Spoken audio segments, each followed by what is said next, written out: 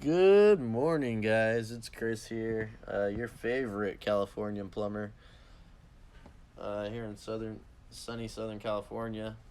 Uh, just wanted to put up a quick video here for anybody interested. Maybe you're a homeowner, you're buying a Bradford White, and you want to do the install yourself, but you want to do it correctly.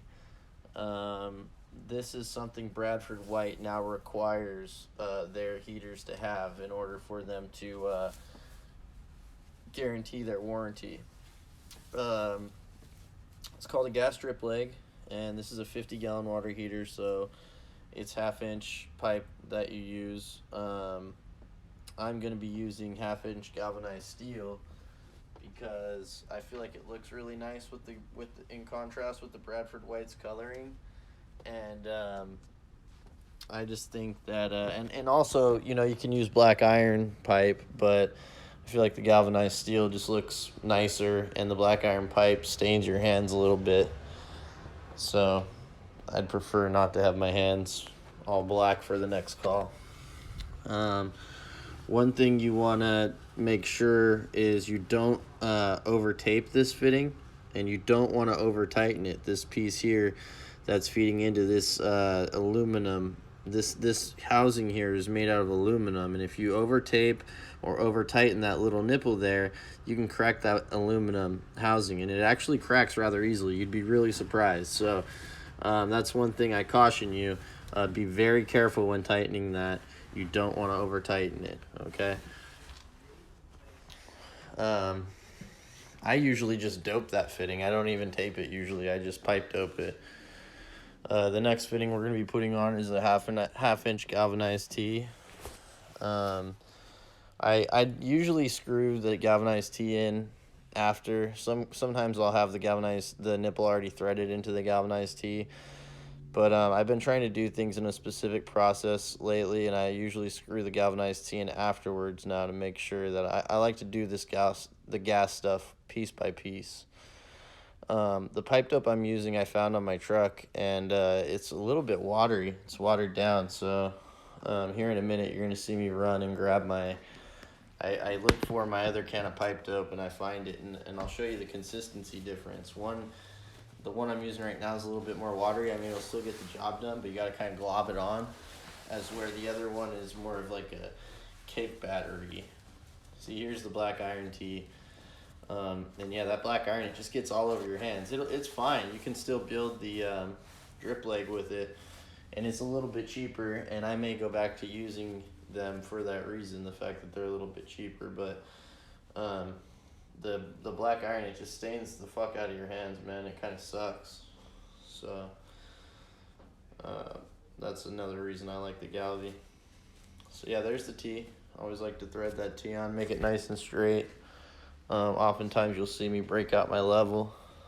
One thing you want to make sure when you put that tee on is that it's going to clear the Bradford Whites have kind of a big obnoxious metal cover that covers their little viewport and everything for the flame, and it also covers the wiring and the gas control and all that stuff. So you want to make sure when you put this all in that metal cover will still fit.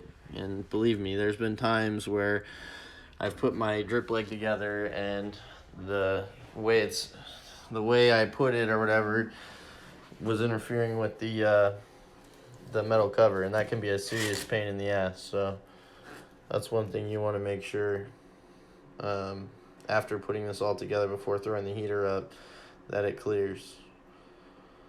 So yeah, I'm threading in the half-inch nipple now. I think I usually use like 5 inches for the drop part of the drip leg. I believe that's a 5-inch nipple. Oftentimes I'll just kind of use whatever I've got on the truck, as long as it's at least 5 inches, I believe. So yeah, I dropped the 5-inch nipple in. Then I put in the, see, here's the difference in consistency. That's the cake batter right there. That's the good stuff. That's what you're looking for. The stuff more cake batter. And see how it spreads on so much nicer? Look at that. Gets all in the grooves. So then I'll throw my cap on. This is basically just a sediment trap. So apparently, at some point, the Bradford White Company figured out that dirty gas sediment is causing their control valves to go bad quicker. They have this really nice Honeywell control valve that is just like, probably the best thing that's happened to water heaters in a long time. And apparently they were having some problems with them going bad in the initial run. And now they've required that you add these gas drip legs. Now I remember like maybe 10 years ago or something like that, calling A.O. Smith about a control of theirs that went bad, and they told me it was because it didn't have a gas drip leg. But it wasn't until recently, like within the last couple of years, that I was told that it's mandatory now to have these gas drip legs.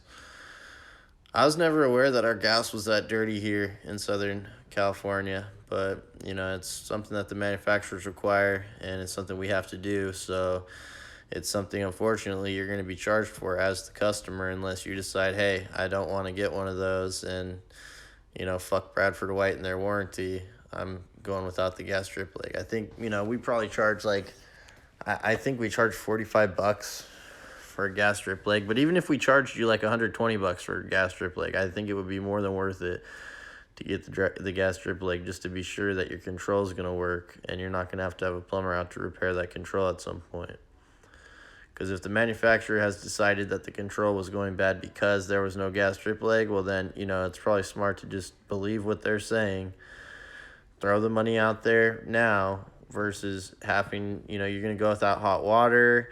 I believe these controls are pretty readily available. I know I can pick one up at Ferguson right now if I wanted to, but you never know. I mean, what if there was a run on controls that week and Ferguson's out? Now you're without hot water for the weekend because you didn't put a drip leg in. It's just like stuff like that I see, and you may think I'm sounding stupid here, but stuff like that I see all the time as a plumber, that I'm like, why didn't you just do this? And they're like, well, we didn't think it would be worth it, and blah, blah, blah. And it's like, geez, man, you costed yourself so much money by just not thinking ahead. That's one thing in plumbing. It's kind of like chess. You got to be constantly thinking ahead, So here I am threading in the nipple for the gas line, the tapered nipple. These are okay to reuse if you're using them from like another, the old heater or something like that. You can go ahead and reuse the nipple, but the flared nipple. But I always recommend at least replacing the gas flex lines. You just never know, man. Like, I've seen too much stuff in my 15 years of plumbing. You really never know. So, yeah, that's just the way it goes. Cleaning up my excess pipe dope here because, I don't want to look like too sloppy.